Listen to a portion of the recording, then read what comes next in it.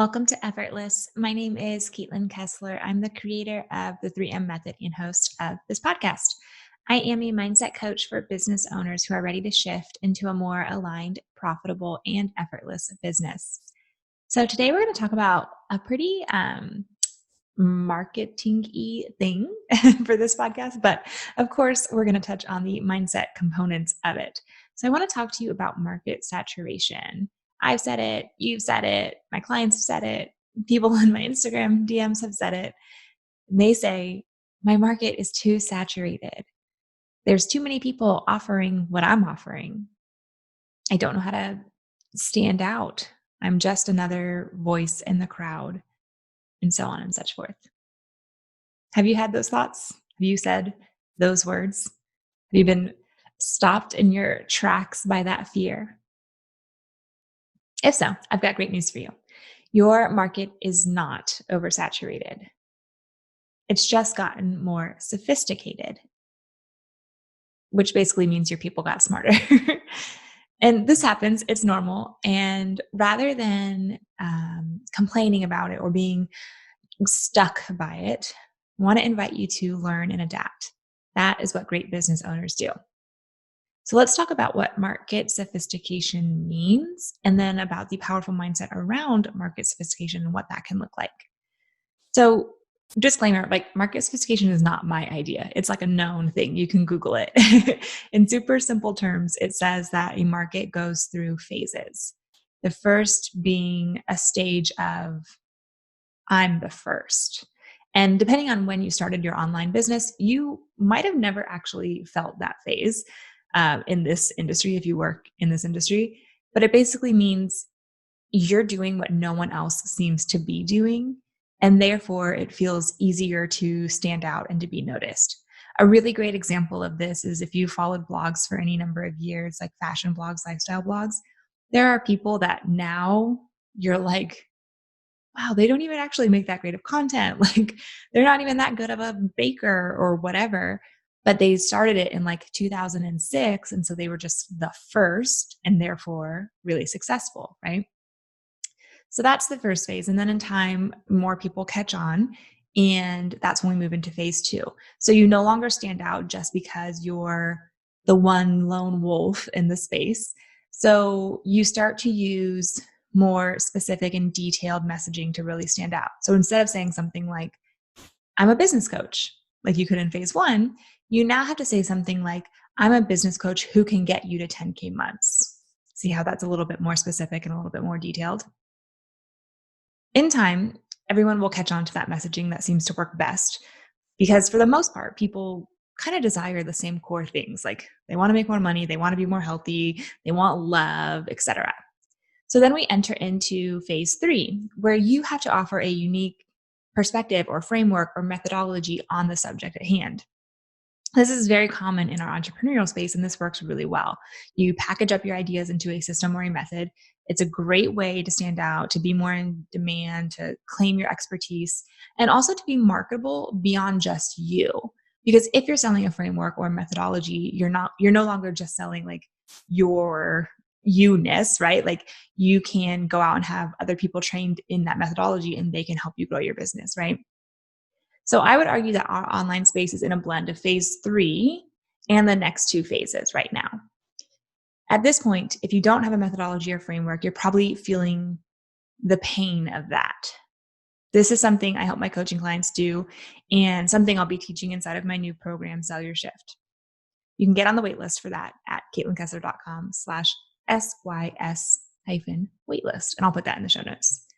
So anyways, phase four asks you to really stand out against your competition. So it's moving from here's my unique method to here's my unique method and why it works better than XYZ method that everybody else is using. In my experience, this phase overlaps well with sales psychology, thought reversal marketing, and this is less about like my offer includes these 10 bullet points and more about saying something like, it's not about X and Y that other people are doing. It's actually about Z, the thing that I'm doing and can help you do.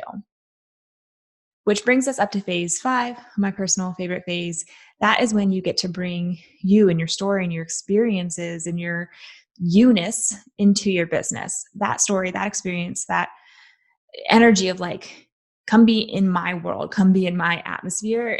That gives off this vibe of like iconic kind of things, right?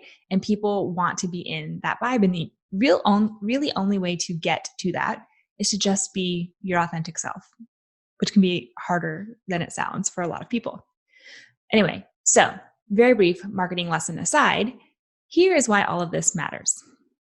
If you are still operating in phase 1 or 2, yeah, your market might feel oversaturated. And a lot of business owners will just stop there and use oversaturation as the reason or excuse to not move forward. When in reality, they could just graduate through the phases, just like their customers did, and offer more sophisticated solutions.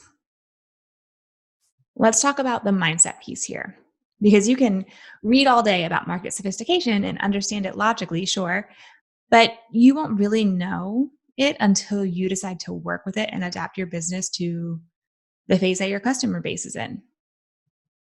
And for many, it's easier to keep doing the same actions, getting the same results, and being frustrated by the lack of change, even though they are, air quote, working so hard. So the shift I want to offer you here is the following, and they relate directly to phases 3, 4, and 5.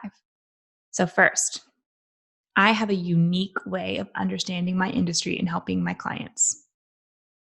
I know many entrepreneurs get stuck here. They don't believe they have a unique outlook on their industry or a way of helping their clients. But here is the truth. You do, and you're either one, avoiding it because you think it's wrong in some way, or two, not recognizing it because it's something that comes so naturally to you. I'll give you an example with my first business as a designer. I did branding design when I started because I kind of just thought that was what you had to do. I saw others doing it. It made sense and I did it too. However, I knew it wasn't my cup of tea. I knew I would rather work with less clients longer term and focus on relationship building. But I thought that it was wrong because I didn't see anyone else doing it. When I realized and embraced that I had a unique way of helping clients through retainer offerings, things blew up in a good way. All right, so second is my unique framework or system can help people who are not finding success elsewhere. Now, a lot of my clients struggle with this. They start to develop their own system. They feel good about what they bring to the table, but they hesitate to directly compare it to other things on said table. They don't want to stand in that authority position that requires you to not only say, here's my thing, but here's my thing and why it's what you need. I'll offer you what I offer them. You are not demanding that anybody and everybody get on board with your thing.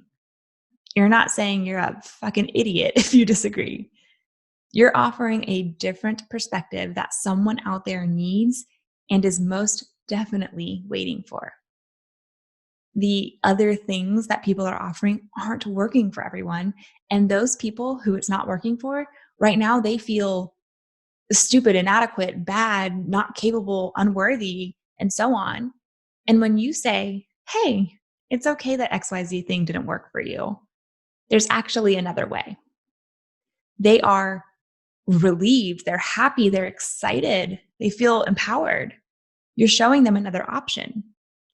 It's a disservice not to share that option. And then the third is, it's my duty, it's my job, it's my desire to share whatever I'm bringing to the table with people through my personal experience with it. The final phase of market sophistication, incorporating you into the mix, your unique story, your unique experience that helped you develop this framework. That's when you share this. Connection is still and probably always will be the best marketing tool there is. And in this digital age and in this year of coronavirus, people want connection. They want to know you. They want to know that you're doing the thing that you say they should do. They want to know that you are walking your talk. Okay, so this is a lot to dig into today. And if you've never heard of these concepts, I get it. You might feel totally overwhelmed. But here's the big takeaway. Your market isn't oversaturated, it is just more sophisticated. And it is your job to rise to that level of sophistication. We are no longer just writing a few blog posts and making a list of what's included with bullet points. That's not going to work anymore. We're creating something new. We're embracing our knowledge, our expertise, our experience, and we're owning it. And by doing so, we're helping others. If you're ready to learn more, you can grab a free lesson from Own Your Expertise by heading to CaitlinKessler.com/free.